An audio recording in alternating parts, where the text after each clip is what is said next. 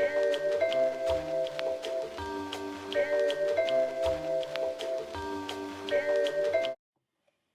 I'm Tina Allen, Beachbody coach and PiYo certified. Today I want to address an issue that is something that is common with a lot of people who are doing PiYo for the first time, and that is sore wrists. Now for those of you who are doing PiYo at home with Shailene, you have heard that she said that sometimes it just takes a little bit of time to build up the muscles in your wrists. That is true.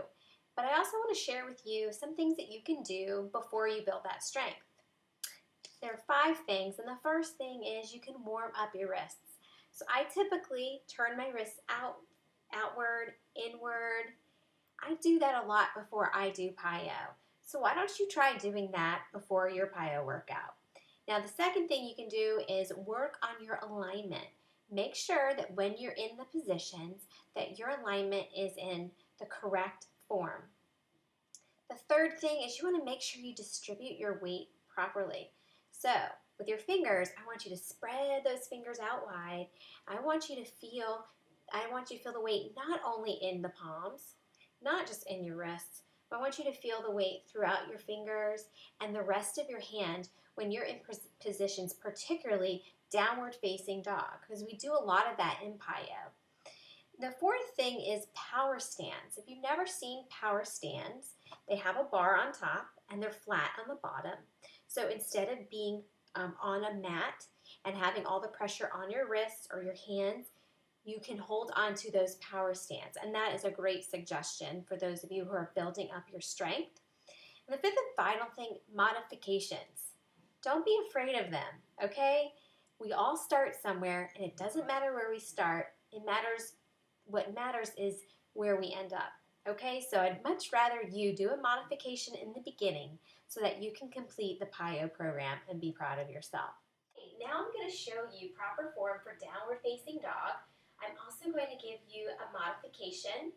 And remember, if you ever feel any pain, go down into child's pose. Okay, so here we go. On my mat, I'm going to spread my fingers out, and I want to show you proper alignment. So just on my hands and knees, my fingers are spread, and my arms and hands are directly underneath my shoulders. So you don't see me like this. I'm not putting pressure on my wrists. You don't see me like that, okay? Directly underneath my shoulders. And then I'm going to go in downward facing dog.